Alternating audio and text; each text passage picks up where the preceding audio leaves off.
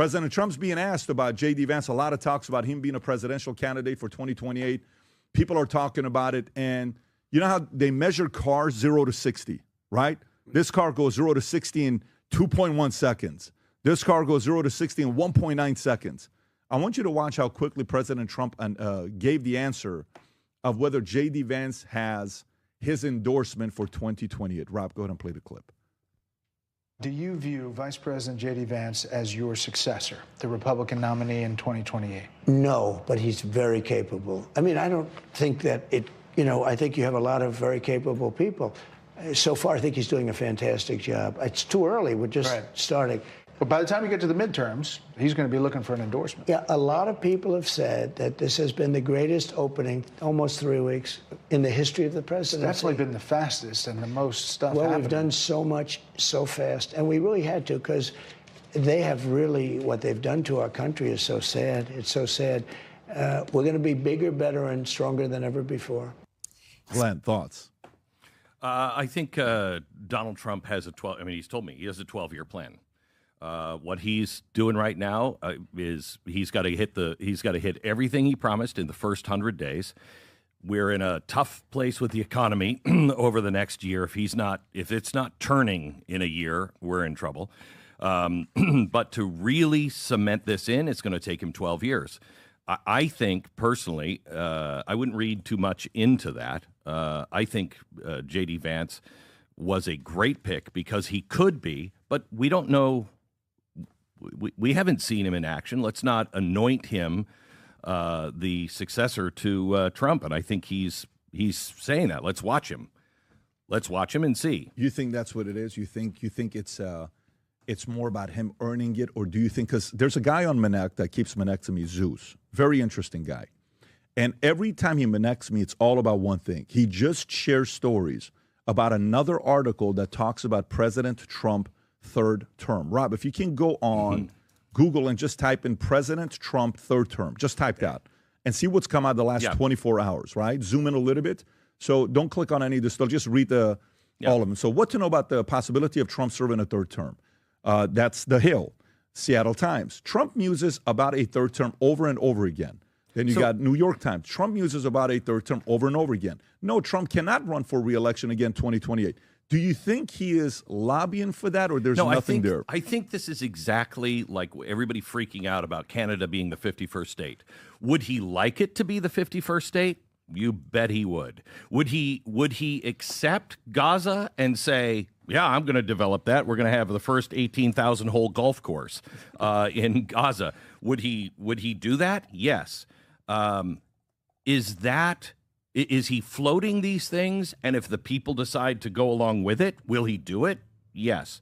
But I don't think I hope not, that he's actively going to pursue that and say, I want the Constitution changed. If he plants the seeds and they grow outside of him, and all of a sudden everybody's like, we got to have him for a third term, would he go along with it? Absolutely. Vinny, what do you think about the response Trump on JD that quickly? I mean, like we talked about it before, the fact that he didn't waste 1 second. He knew exactly what was going on. But Glenn, you make a great point too. It's very, very early. And Pat, who knows? Maybe that's the kind of fire that somebody like JD needs to hear to be like, oh, okay, you don't think that I could be the president? Let me show you. And he has 4 years to do it. But I think he made a great point that, or maybe he has somebody else in mind. Maybe Trump promised somebody else something, and that's one of the reasons. Who? I mean, I don't know. Tom, what do you think? How do you process that? Because I got a complete different lens, but go for it. Well, given that we just finished Obama's third term, from the basement. By the way, I'm not trying to get laughs there. When you talk to the insiders and you talk to people that know what's going on, two names came up all the time. Obama and Blinken. Yep. And they said, who is this? So if he's not really there and he's really incapacitated, what's really going on? And you would have a series of names, usually not more than 4 or 5, but Obama and Blinken were constantly on that list. Yep. So I think we've seen Obama's third term. So, okay, so that is just historical reality when we look back at what really happened.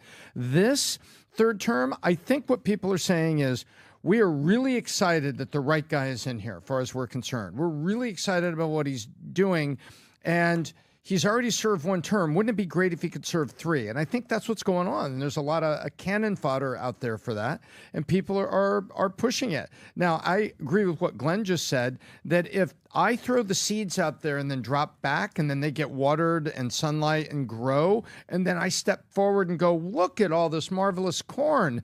Of course I'd like to be a corn farmer. Yes. Then I think that's kind of the way it works, so that you can. Nancy Pelosi did the same thing in terms of plausible deniability, and then coming back, well, if that's what all of us, what do you mean us? It was you that lit the fuse that put him on stage to have an embarrassment on that debate, Biden.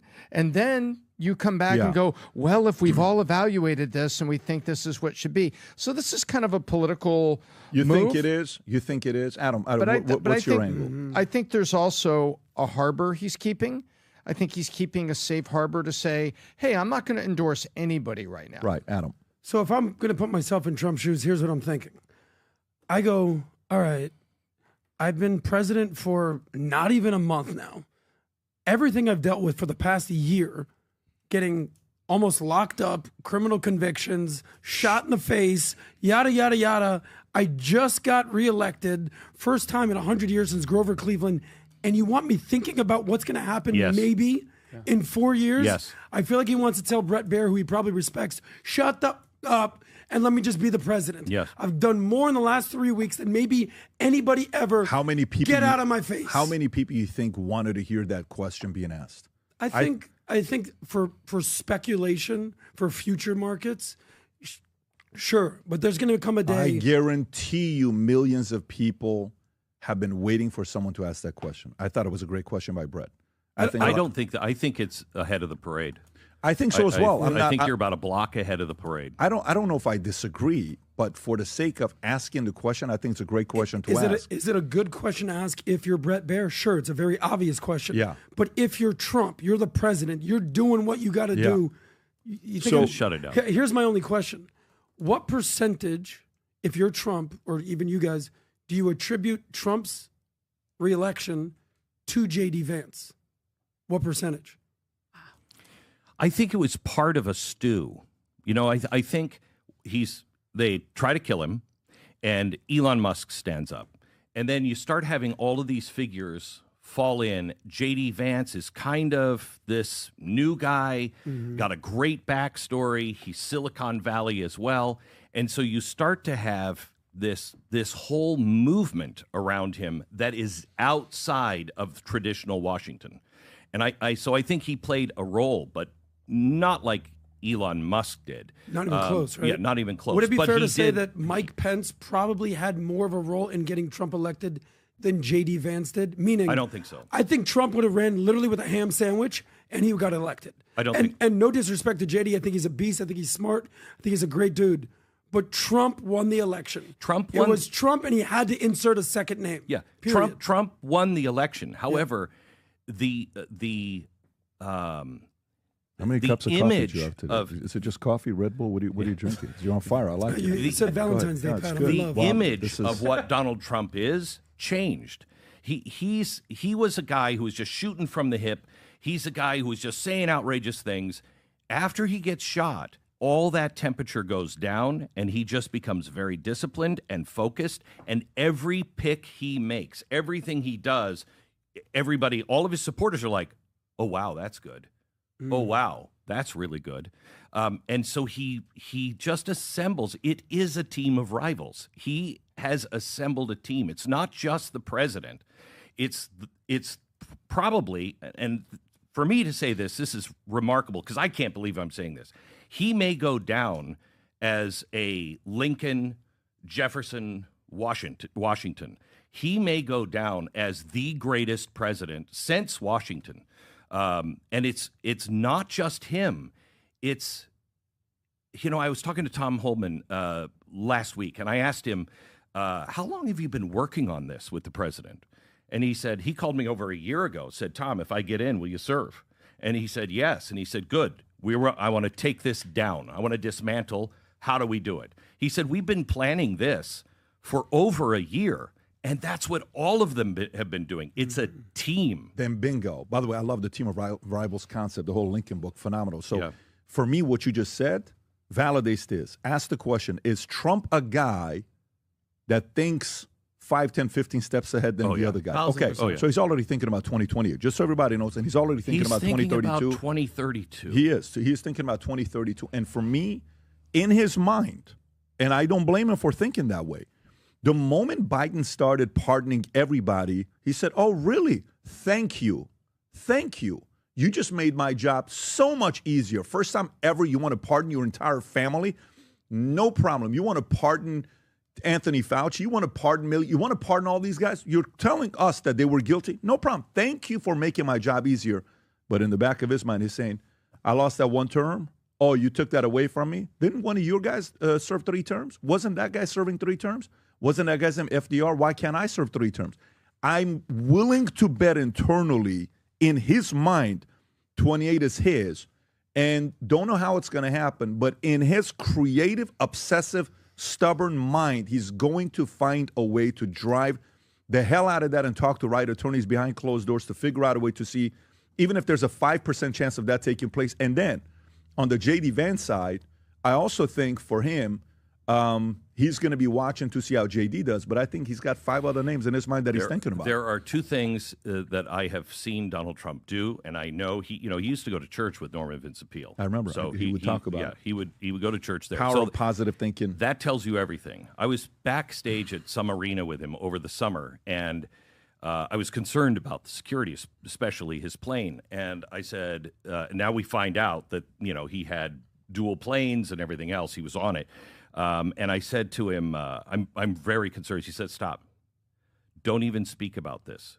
Don't let those words come out of your mouth.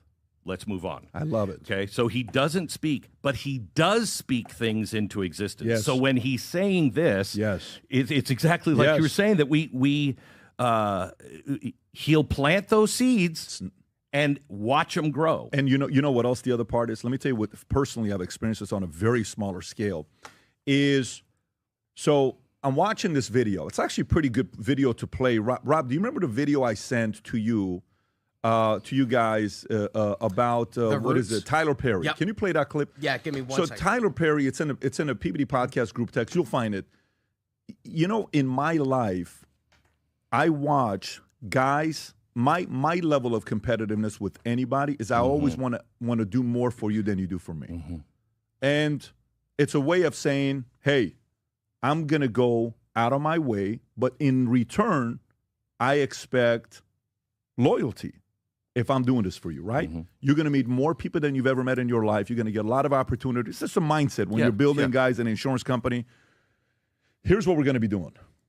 And then you learn over time, some of the guys you started doing a lot for too early, and they were not grateful for it. Some of the guys you pumped up a little too early, and they became entitled. Some of the guys you did a little too early and they became arrogant. Some of the guys used your contact to get deals, and then you're like, oh, got it. So until one time it happens, it's just this person. 5 times it happens, no, there's more of you. 50 times it happens, holy shit, I better get a better system to filter people out. So I know in his mind, giving up that endorsement is very, very, very heavy. Valuable. Very heavy. And why would he give that to anybody? You got to hold that to see what's going to happen with him. Rob, if you can play this clip by Tyler Perry, absolutely love this for everybody to watch. Go for it. My life comes in my life in the category of a tree. Some people are leaves.